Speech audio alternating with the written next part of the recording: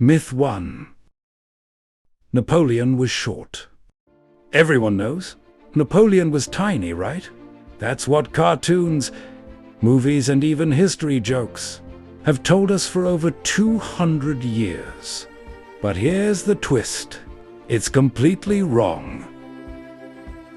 Napoleon Bonaparte was about 1.69 meters, or 5 feet 6.5 inches.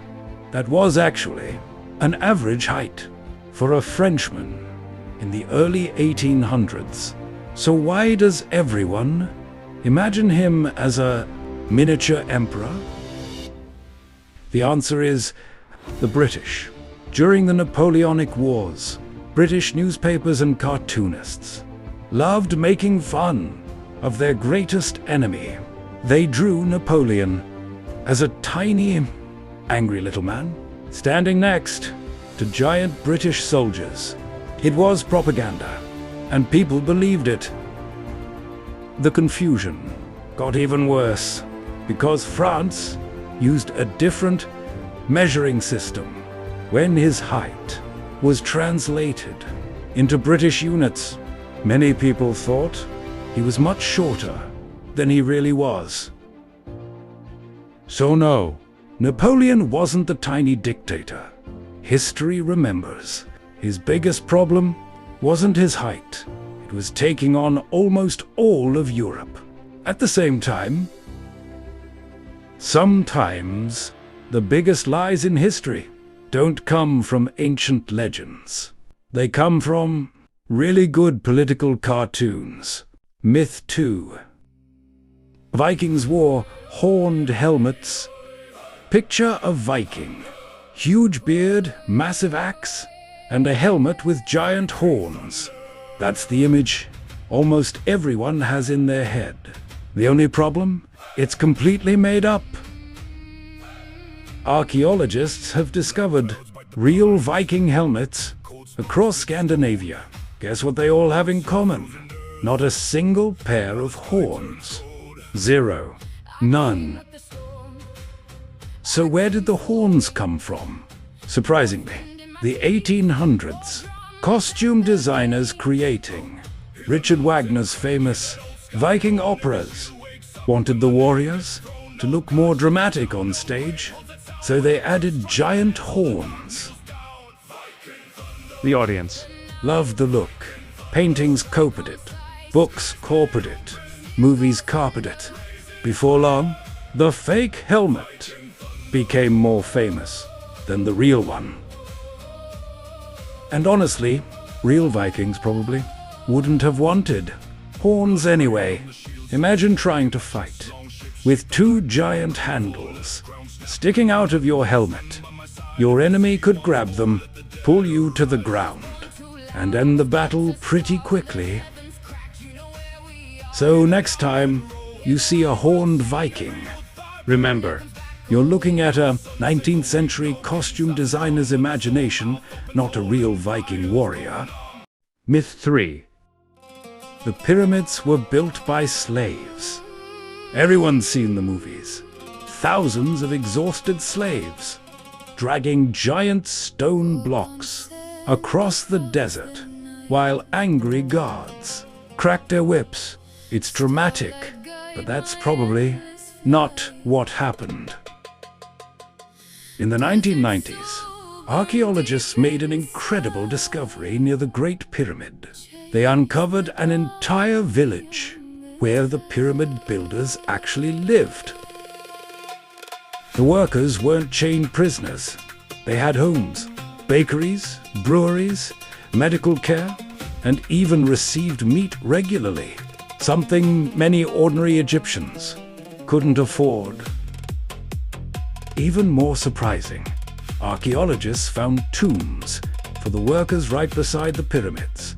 In ancient Egypt, slaves weren't normally buried. With that kind of honor, skilled workers were. Building the pyramids was still incredibly hard work. Thousands of skilled laborers, engineers, stonecutters, and craftsmen worked together for years using clever planning, teamwork, and simple machines, not alien technology, and probably not slave labor either. So the next time someone says, the pyramids were built by slaves, tell them the evidence buried beneath the sands of Egypt tells a very different story. Archaeology doesn't always make better movies, but it usually tells a better history. Myth 4. The Great Wall of China can be seen from space. Almost everyone has heard this fact. The Great Wall of China is the only human-made object you can see from space. It sounds incredible, which is probably why so many people still believe it. The Great Wall is certainly enormous, stretching more than 21,000 kilometers. It's one of the longest structures ever built. But there's one small problem. It's also only a few meters wide for most of its length. Astronauts who have orbited Earth say, spotting the wall with the naked eye is extremely difficult and often impossible. From hundreds of kilometers above Earth, it simply blends into the mountains and surrounding landscape. Ironically, many modern cities, airports, highways, and even large bridges are often easier to notice because they create much stronger contrasts with the landscape than the ancient stone wall. So where did the myth come from? It was repeated for generations in books, newspapers, and classrooms. Once enough, people accepted it as fact. Almost nobody stopped to question whether it had ever been proven. The Great Wall doesn't need imaginary superpowers. It remains one of the greatest engineering achievements in human history. Sometimes history is so impressive, we accidentally make it even bigger than it really is. Myth 5. Columbus proved the Earth was round. Christopher Columbus is often remembered as the man who proved the Earth was round. It's one of the most famous stories in history, but it's not true. More than 2,000 years before Columbus, the ancient Greeks had already figured it out. Around 240 BC, the Greek scholar Eratosthenes even calculated the Earth's circumference with remarkable accuracy, using nothing more than shadows, sticks, and mathematics. By Columbus's time, educated people across Europe already knew the Earth was a sphere.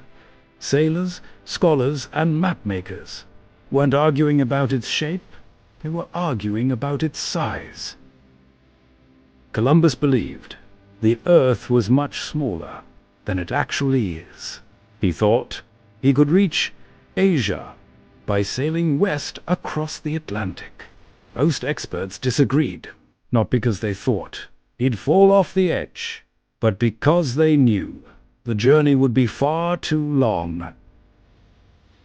Ironically, Columbus only succeeded because another continent happened to be in the way. Instead of reaching Asia, he arrived in the Americas, completely unaware that he had encountered lands unknown to Europeans at the time. So Columbus didn't prove the Earth was round. That had already been understood for centuries. His voyage changed history, but not for the reason many of us learned in school. Myth 6. Marie Antoinette said, "Let them eat cake." When people think of Queen Marie Antoinette, one sentence almost always comes to mind. Let them eat cake. It's supposed to prove she didn't care that ordinary people were starving. There's just one problem. She almost certainly never said it. The famous quote first appeared in a book written by the philosopher Jean-Jacques Rousseau. He mentioned a great princess who supposedly said it, but he wrote those words years before Marie Antoinette even became Queen of France. By the time the French Revolution began, Marie Antoinette had become one of the most hated people in France. She was foreign, lived in a lavish palace, and was an easy target for angry newspapers and political propaganda. The quote fit her reputation perfectly. People repeated it again and again, even though no reliable witness, official document, or contemporary record ever proved she actually said those words. Ironically, history remembers the sentence far better than the evidence. One quote with no proof became one of the most famous lines ever linked to a queen.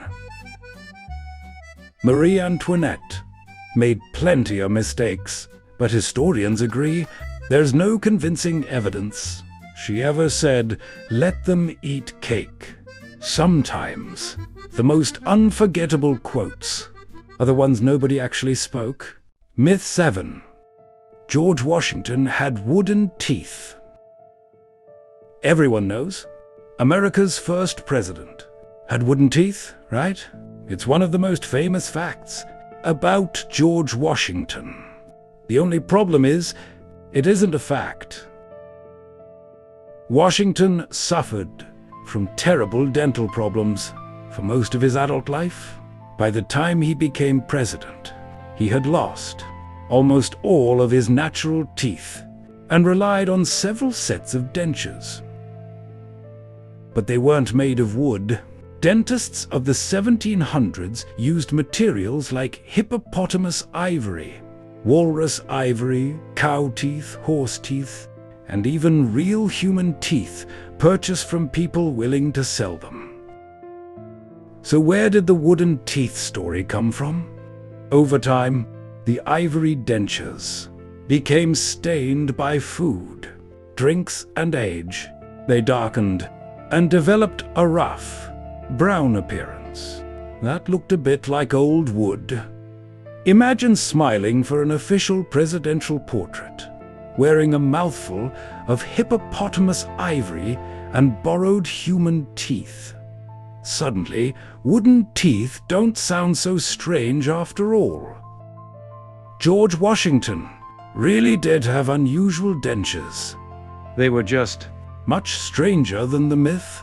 Sometimes the real story is far more unbelievable than the legend itself. Myth 8. Einstein failed math. Albert Einstein is one of the smartest people in history, yet somehow one of the most popular stories about him says he failed math at school. It sounds inspiring, but it's simply not true. As a young boy, Einstein was already solving advanced mathematics. Long before most students his age, by the time he was a teenager, he had mastered algebra, geometry, and even calculus. So where did the myth come from? Part of the confusion came from a change in Switzerland's grading system. Some people misread his report cards and thought his highest grades were actually his lowest. In reality, Einstein's school records tell a very different story. Mathematics and physics were among his strongest subjects, with consistently excellent marks. That doesn't mean school was easy for him. Einstein sometimes clashed with strict teachers, disliked memorizing facts, and preferred asking difficult questions instead of simply accepting the answers. So no, Einstein didn't fail math. He proved that being curious can be just as important as being clever.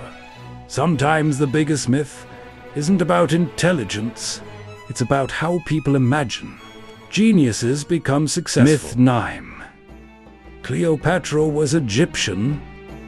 When you hear Cleopatra, you probably imagine an Egyptian queen. After all, she ruled Egypt. She dressed like an Egyptian pharaoh. But here's the surprise. Cleopatra wasn't Egyptian. Cleopatra belonged to the Ptolemaic dynasty, a royal family that came from Macedonia in northern Greece. They took control of Egypt after Alexander the Great conquered it more than 300 years before Cleopatra was born. For generations, the Ptolemaic rulers married within their own family to keep their Greek bloodline. Most of them didn't even learn the Egyptian language. Cleopatra was different. She became the first ruler of her dynasty known to speak the Egyptian language. She embraced Egyptian culture and presented herself as the living goddess Isis. She ruled Egypt. She spoke several languages. She negotiated with the most powerful men in Rome and became one of the most famous women in history. But ethnically, she was almost certainly of Greek Macedonian descent. So no, Cleopatra wasn't Egyptian. She was a Greek queen who ruled Egypt. Sometimes history isn't about where someone ruled, it's about where they came from. Myth 10. The moon landing was filmed in a studio. One of the biggest conspiracy theories in history claims that the moon landing was filmed inside a Hollywood studio. More than 50 years later, millions of people still believe it. The theory grew because some of the Apollo photographs looked strange. People asked, where are the stars? Why does the flag appear to move? And why do some of the shadows look different? To conspiracy theorists, these became signs that something wasn't right. But the missing stars have a surprisingly simple explanation.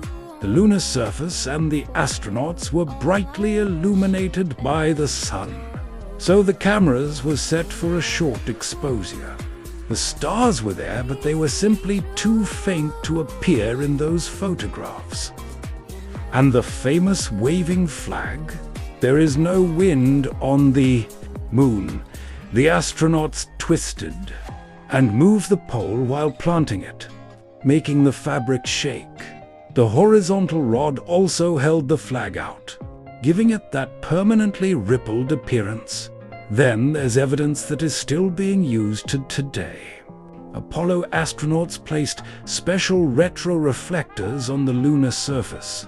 Scientists on Earth can fire lasers toward them and measure the time it takes for the light to return, allowing extremely precise measurements of the distance to the moon. Decades later, spacecraft orbiting the moon photographed the Apollo landing sites from above. The images show descent stages, scientific equipment, paths made by the astronauts, and other objects left behind during the missions. And this wasn't a production involving one camera and a couple of actors. The Apollo program involved hundreds of thousands of people across NASA, universities, contractors, observatories, and tracking stations. The missions were also tracked independently outside the United States, including by America's Cold War rival, the Soviet Union. So no, the moon landing wasn't filmed in a studio. Humans really did travel to the moon, walk across its surface, and leave evidence there that can still be measured and photographed today. Sometimes reality is so extraordinary that the conspiracy sounds easier to believe. But in this case, the evidence is still sitting on the moon.